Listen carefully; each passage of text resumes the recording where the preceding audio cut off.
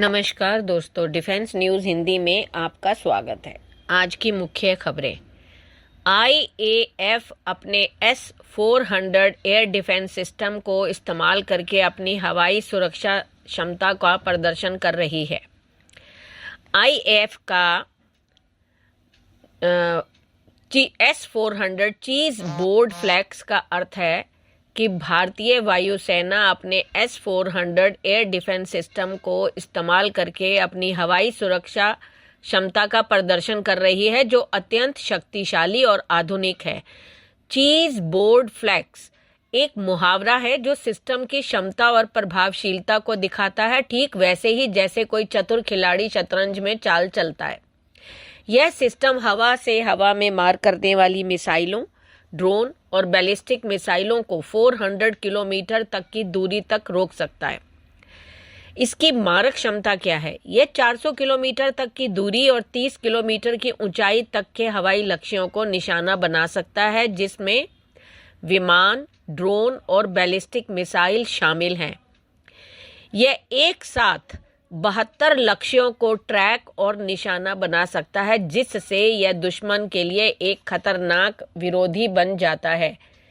यह एक mobile system है जिसे आसानी से एक जगह से दूसरी जगह ले जाया जा सकता है, जिससे इसे पहचानना और निशाना बनाना मुश्किल हो जाता है। चीज़ बोर्ड फ्लैग्स यह दर्शाता है कि आईएएफ ने पाकिस्तान के हमले को सफलतापूर्वक नाकाम कर दिया, जो इस शक्तिशाली सिस्टम के प्रभावी इस्तेमाल का एक उदाहरण है। अगला, शील्ड एआई जेएसडब्ल्यू समूह के साथ सहयोग। जेएसडब्ल्यू डिफेंस प्राइवेट लिमिटेड ने भारत में ग्रुप 3 मानव रहित हवाई प्रणाली यानी यूएस वीबैट के निर्माण के लिए अमेरिका की प्रमुख रक्षा प्रौद्योगिकी कंपनी शील्ड एआई के साथ रणनीतिक साझेदारी की है। इस सहयोग का उद्देश्य उन्नत सैन्य प्रौद्योगिकी के उत्पादन को स्थानीयकृत करके भारत की रक्षा क्षमताओं को बढ़ाना है। जेएसडब्ल्यू समूह अगले 2 वर्षों में लगभग $90 मिलियन का निवेश करेगा, जिसमें से $65 मिलियन पहले वर्ष में विनिर्माण सुविधा स्थापित करने, वैश्विक अनुपालन सुनिश्चित करने और कार्मिकों को प्रशिक्षण देने के लिए आवंटित किए जाएंगे। इस साझेदारी से भारत में वीबैट ड्रोन के विनिर्माण, संयोजन और परीक्षण के लिए स्थानीय आपूर्ति श्रृंखला और उन्नत सुविधा के निर्माण में सुविधा होगी। शील्ड एआई जेएसडब्ल्यू समूह के साथ सहयोग के माध्यम से भारत अमेरिका रणनीतिक साझेदारी को बढ़ाने के लिए उत्साहित है, जिससे वैश्विक स्तर पर अत्याधुनिक यूएस तकनीक को लागू करने और भारत की विशाल इंजीनियरिंग और विनिर्माण प्रतिभा का दोहन करने की हमारी प्रतिबद्धता और मजबूत होगी। अगला, भारत और इंडोनेशिया के बीच रक्षा सहयोग। बाली में किसी खास SU-30 फोरम के बारे में कोई जानकारी उपलब्ध तो नहीं है। हालांकि भारत और इंडोनेशिया के बीच रक्षा सहयोग को लेकर कई बैठकें और समझौते हुए हैं, जिनमें SU-30 विमानों के रखरखाव और उत्पादन से संबंधित चर्चाएं शामिल है। बाली और SU-30 से संबंधित कुछ प्रमुख घटनाएं और समझौते इस प्रकार हैं। इंडोनेशिया के साथ रक्षा सहयोग समझौता 2025 में भारत के प्रधानमंत्री और इंडोनेशिया के राष्ट्रपति के बीच हुई मुलाकात के बाद दोनों देश के बीच रक्षा सहयोग को मजबूत करने पर सहमति बनी। SU-30 का रखरखाव के चक्कर में भारत ने इंडोनेशिया को उसकी रूसी मूल के SU-30 लड़ाकू विमानों की सर्विसिंग करने की भी पेशकश की है। भारत और रूस के बीच में भी जो है सुखोई का निर्यात और SU-30 का अपग्रेड के बारे में भी चर्चाएं हुई हैं। भारतीय वायुसेना अपने SU-30 MKI बेड़े को अपग्रेड करने की योजना बना रही है। इसमें कई एवियोनिक्स, उन्नत रडार और स्वदेशी सामग्री को शामिल किया जाएगा। सितंबर 2024 में भारतीय वायुसेना के लिए HAL ने 240 एरो इंजन की खरीद की भी मंजूरी की थी। और मार्च 2017 में भी भारत और रूस ने Su-30 MKI के लिए 2 दीर्घकालिक समर्थन समझौतों पर भी हस्ताक्षर किए थे। अगला, GRSE ने उन्नत नौसैनिक नेविगेशन सिस्टम विकसित करने के लिए सेंट्रम इलेक्ट्रॉनिक्स के साथ साझेदारी की।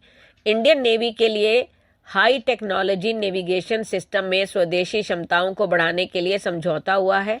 Garden reach ship builders and engineers limited यानी GRSE ने बेंगलुरु स्थित सेंट्रम इलेक्ट्रॉनिक्स लिमिटेड के साथ एक समझौता ज्ञापन यानी MOU पर हस्ताक्षर किए हैं।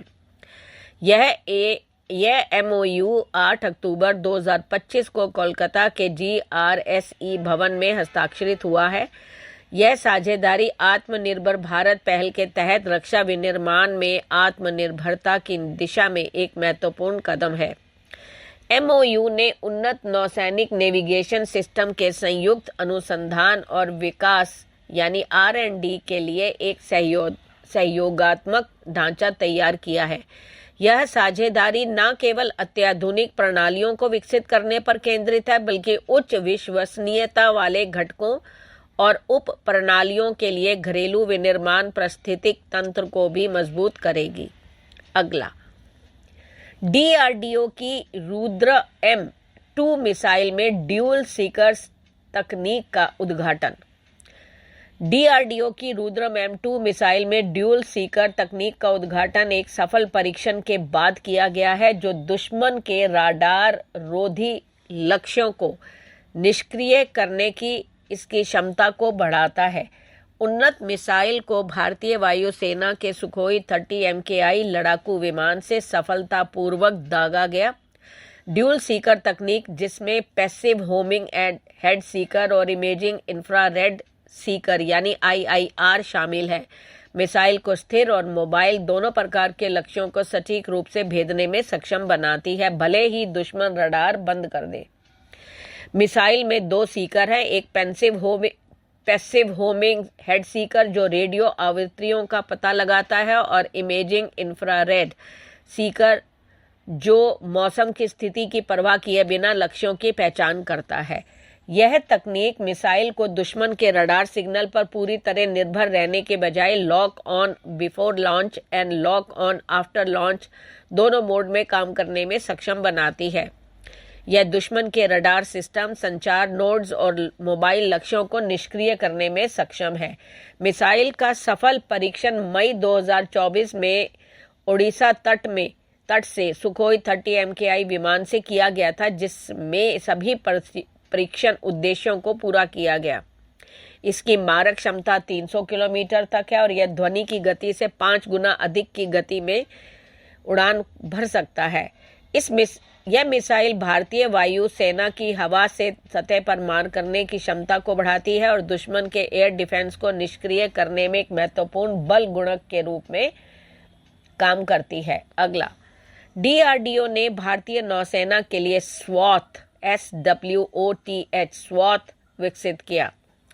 DRDO ने भारतीय नौसेना के लिए SWOTH नामक एक HF-22 स्टैटिक रडार विकसित किया है, जो लंबी दूरी की समुद्री निगरानी के लिए है। इसके अलावा DRDO ने विभिन्न अन्य प्रणालियां भी विकसित की हैं, जिनमें vertical launch short range surface to air missile यानी VLSR-SAM और ड्रोन से निपटने के लिए 30 मिलीमीटर HEFP गोले शामिल हैं। SWOT रडार, यह एक HF-22 स्टैटिक रडार है जो 500 किलोमीटर की रेंज में समुद्री निगरानी करता है। इसकी मुख्य विशेषता यह है कि यह खराब मौसम और इलेक्ट्रिक युद्ध के दौरान भी प्रभावी है। यह रडार लंबी दूरी की योजना का हिस्सा है और नौसेना की निगरानी क्षमताओं पर नए स्तर पर ले जाएगा। अन्य DRDO विकसित जो है नौसैनिक प्रौद्योगिकी कौन कौन सी हैं? एक तो है vertical launch short range surface to air missile, 30 millimetre HEFP गोले, जहाज रोधी मिसाइल और वरुणास्त्र यानी इलेक्ट्रॉनिक पनडुब्बी रोधी टॉर्पीडो है ये। अगला, FPV सुसाइड ड्रोन से लैस हुई इंडियन आर्मी। यूक्रेन युद्ध और हालिया संघर्षों ने यह साफ कर दिया है कि भविष्य के युद्धों में कामिकाज़ी ड्रोन एक निर्णायक हथियार है। इसी को ध्यान में रखते हुए भारतीय सेना ने जंग के दौरान इस नई ताकत को अपनाया है। देश के ड्रोन स्टार्टअप्स ने सेना के लिए 400 से ज्यादा FPV यानी फर्स्ट पर्सन व्यू कामिकाज़ी ड्रोन की आपूर्ति करके एक बड़ी उपलब्धि हासिल की है। यह ड्रोन किसी भी बख्तरबंद गाड़ी या दुश्मन के गोला बारूद डिब्बों को सीधे ध्वस्त करने की क्षमता रखते हैं। इन ड्रोनों को ऑपरेटर एक विशेष चश्मे यानी FPV गॉगल्स की मदद से कंट्रोल करता है, जिससे यह ड्रोन को ऐसा महसूस करता है जैसे वह खुद उसके अंदर बैठकर उड़ा रहा हो। क्या है कामिकाज़ ड्रोन की ताकत? FPV कामिकाज़ ड्रोन की सफलता इसकी कम लागत, उच्च सटीकता और आत्मघाती मिशन की क्षमता में छिपा हुआ है। FPV फर्स्ट पर्सन व्यू तकनीक इन ड्रोनों को अत्यधिक घातक बनाती है। ऑपरेटर हेडसेट पहनता है जो इसे ड्रोन के कैमरे से लाइव वीडियो दिखाता है। इससे यह दुश्मन के ठिकानों की ओर तेजी से और सटीकता से नेविगेट कर सकता है। पारंपरिक ड्रोनों की तुलना में FPV ड्रोन हाई स्पीड और जबरदस्त गतिशीलता के कारण चलते हुए लक्ष्यों और इमारतों के अंदर छिपे लक्ष्यों को भी आसानी से निशाना बना सकते हैं। वहीं ये ड्रोन बेहद सस्ते होते हैं और एक बार इस्तेमाल होने के लिए डिज़ाइन किए गए हैं, जिससे सेना कम खर्च पर दुश्मन को बड़ा नुकसान पहुंचा सकती है। धन्यवाद।